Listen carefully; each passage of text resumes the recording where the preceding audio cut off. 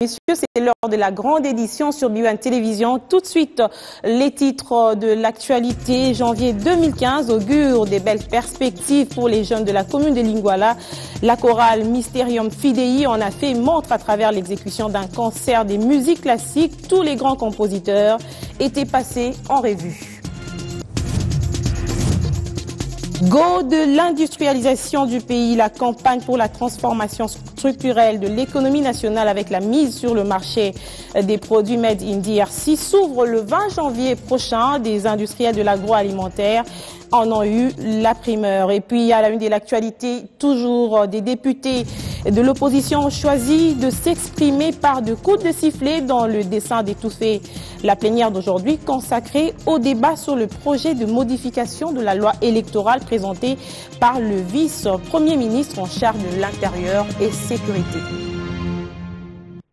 Madame, Messieurs, bienvenue à cette grande édition du journal. Évariste Bochab a pris la parole dans une salle du Congrès dans les chahuts par des députés de l'opposition qui entendaient ainsi protester contre le projet de modification de la loi électorale perçu comme susceptible d'amener au maintien du pouvoir en place au-delà de 2016.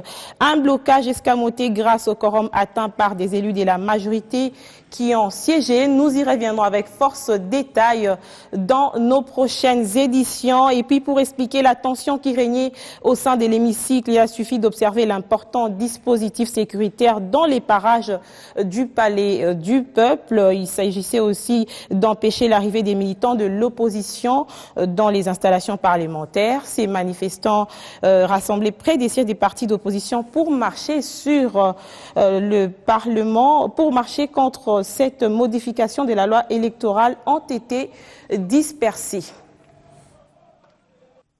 Direction tout de suite Nord Kivu. Ce week-end a été marqué à Béni par des hauts faits d'armes de l'opération Soukola 1 menée par l'armée nationale alliée à la brigade d'intervention de la MONUSCO sur les rebelles ougandais de l'ADF Nalu délogés des deux camps. C'est une victoire destinée à se renforcer tel que l'annonce le porte-parole Célestin le colonel Célestin Ngeleka. Il est interviewé par Erika Smissi, notre correspondant sur place.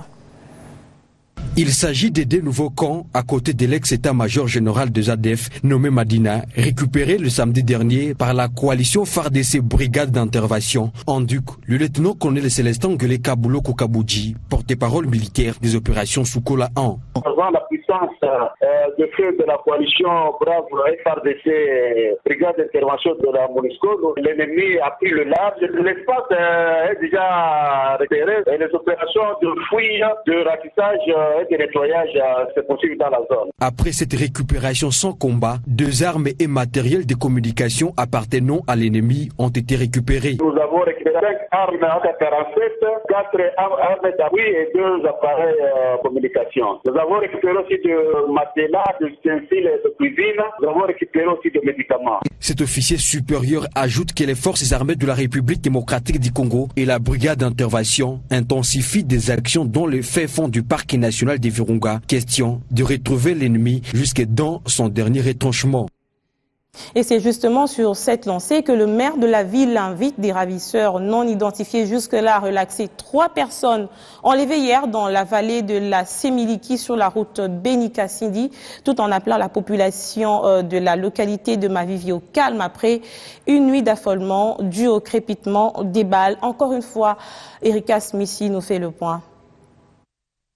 Ces informations ont été portées ce lundi matin aux participants à la parade hebdomadaire dans la salle de la mairie de Béni. Bonacor Masumbukouni, maire de Béni et président du comité urbain de sécurité, s'y est rendu la matinée de ce lundi après un coup de fil de ses habitants qui se disaient être abandonnés par les services de sécurité. De son retour, il a su réconforter les réveillonneurs, dit-il. La situation de Mavivi, c'est le cas cette nuit, il y a eu un homme en armes et en uniforme qui a tiré plus de 20 cartouches. La population m'a appelé, moi-même je suis allé là-bas, j'ai vérifié l'état des choses et j'ai promis à la population de les sécuriser et avec les forces de l'armée que de la police. Il y a plus ou moins 3 autres cas qui ont été connus, toujours dans la partie de Mavivi. Demeurant dans les volets sécuritaires des Sofief, le maire a annoncé tristement le rapt des 3 personnes dimanche sur l'axe routier Beni-Kassindi à la hauteur de la vallée de la Sembouliki. Les patrons de la ville de Beni appellent les ravisseurs à la clémence. Ce sont des personnes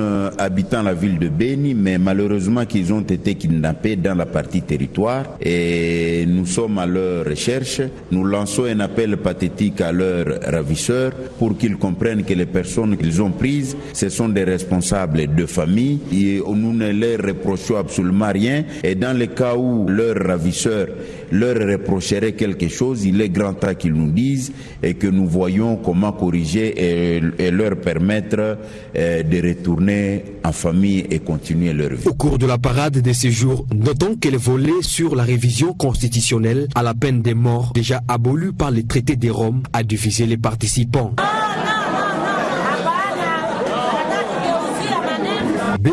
Et on reste toujours dans le nord Kivu et cette fois-ci, nous sommes dans le territoire de Walikale. Ce sont des rebelles du seigneur de guerre Tabo Tabiri qui ont investi 4 villages du groupement Utunda à la grande indignation de la société civile. Cette occupation commence à être ressentie par les habitants de cette partie du pays, comme nous le dit Patrick Sialou, à notre permanent dans la région. Selon les sources de la société civile de Walikale, ces localités ont été occupées par les combattants NDC du tristement célèbre Mai Mai Cheka, sans aucun RDC s'y était déjà retiré depuis le 31 décembre 2014. Déjà, les populations de ces 4 localités, Mpofi, Kailenge, Kumbwa et Kigoma, paient les frais de cette occupation rebelle, affirme Blaise Cheke, président de la société civile de Walikale, contacté ce lundi.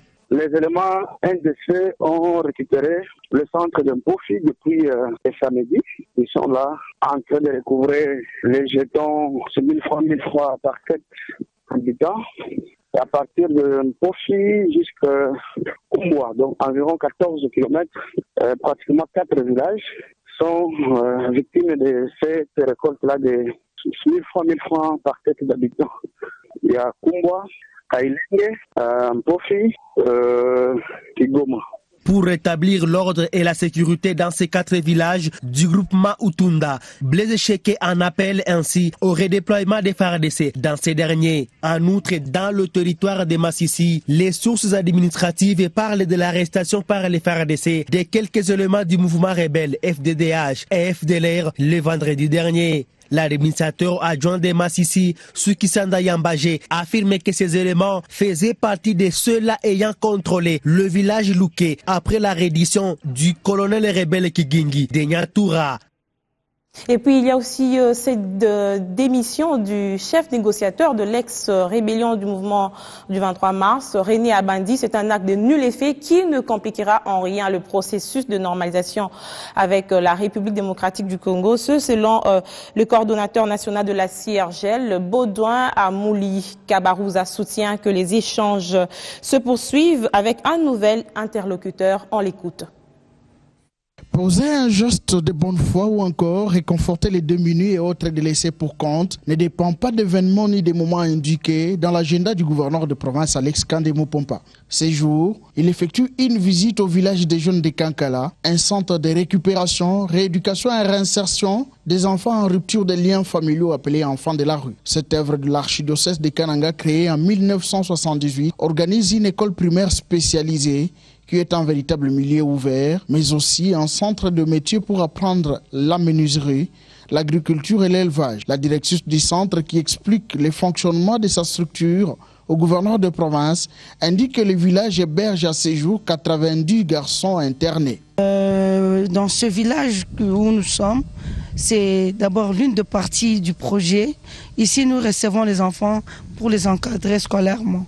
Donc nous avions une école primaire pour les enfants retardés scolaires et les retardés mentaux.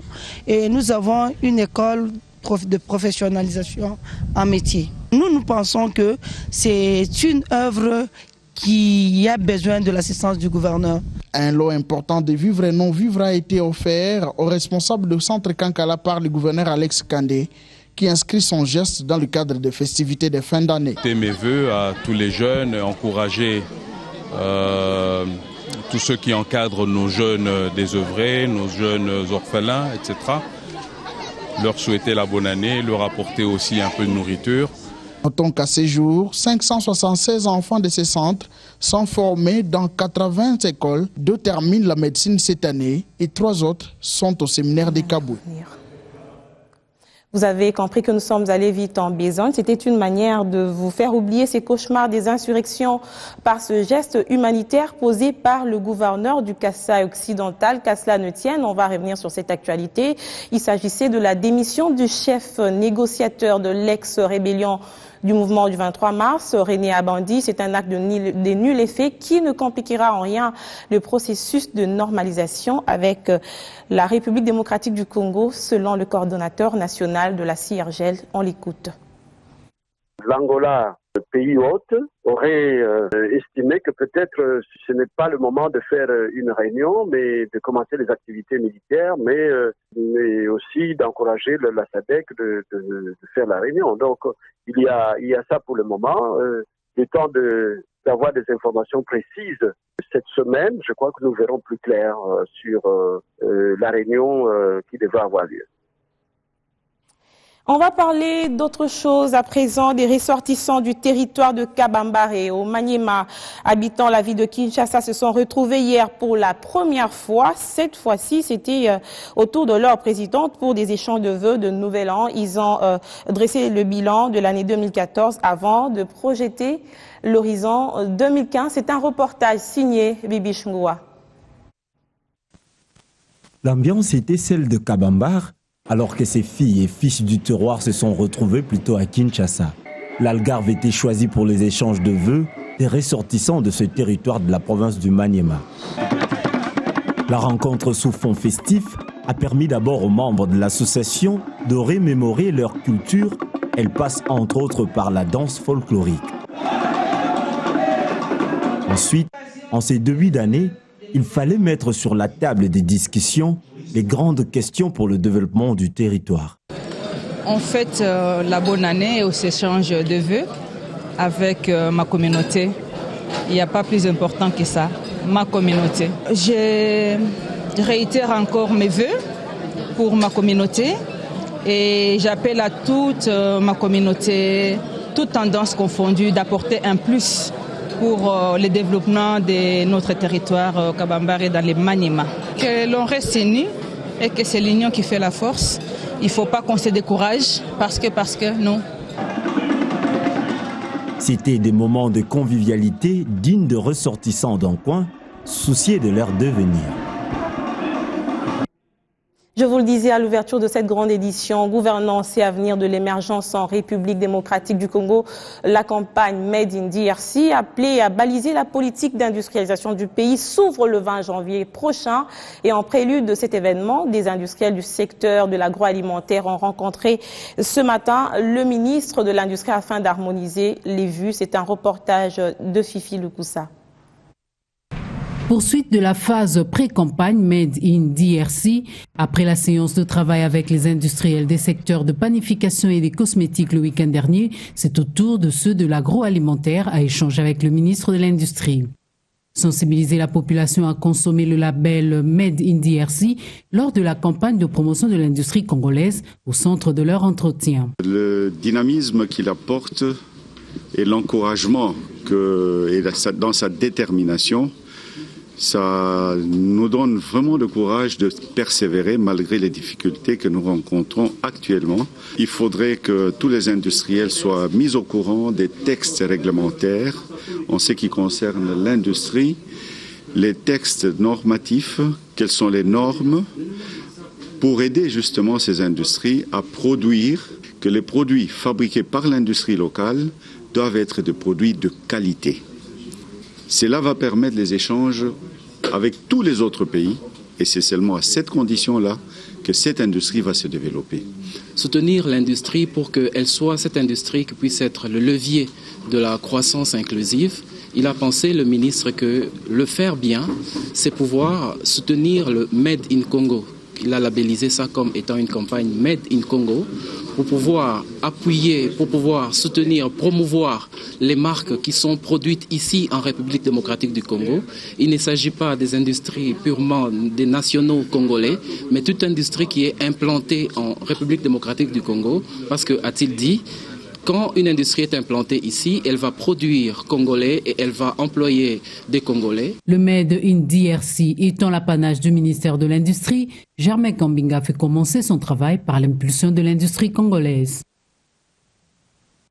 Collaboration entre l'université et le monde de travail, les professeurs de la faculté polytechnique de l'université de Kinshasa et le ministre des Infrastructures et Travaux publics, accompagné de son collègue du plan et révolution de la modernité, ont eu hier des échanges sur la démarche commune à entreprendre pour des partages des connaissances et expériences. C'était à l'occasion de la présentation des vœux de Nouvel An. Samedi 11 janvier, Fridolin Kaswechi a choisi ce jour pour chercher l'appui des têtes pensantes de l'UNIKIN quant à ce qui concerne les infrastructures au pays. Routes, ponts, bâtiments, tout a été évoqué entre le ministre en charge des travaux publics et les différents professeurs de l'UNIKIN à la faculté polytechnique, ceux-là même qui ont forgé Kaswechi. Ils ont mis en lui ce qui fait de lui à ce jour un homme d'État. Dans la salle, le doyen de la faculté polytechnique et son adjoint. Je constate une certaine constance dans l'action de son Excellence, Monsieur le Ministre. C'est Monsieur le Ministre qui a fait le premier pas. Il est venu à la faculté. Nous l'avons reçu. C'est lui qui avait fait le premier pas. Et je constate que ce ne sont pas seulement des paroles, mais il lie l'action, il lie la parole à l'action. Et voilà, pour la nouvelle année, il pense non seulement nous inviter pour partager ses sentiments avec nous, mais il nous partage sa vision du développement de notre pays et il nous associe à son travail. Et ça, c'est extraordinaire, ça ne peut que nous toucher. Ça ne peut que nous toucher. J'ai donné cet exemple de la parabole du Seigneur Jésus dans la Bible. Les 10 lépreux qui avaient été guéris, combien sont-ils revenus ? Depuis 1954 jusqu'à aujourd'hui, la faculté a 60 ans. Combien d'ingénieurs civils on a formés, mais combien sont-ils revenus pour dire ne fût-ce qu'un petit merci aux professeurs? Et c'est très encourageant. Les défis étant grands dans ce domaine, l'apport de tout un chacun reste très utile. Fin de cette édition. Merci de nous suivre également sur notre site internet www.bone-tv.com. À demain.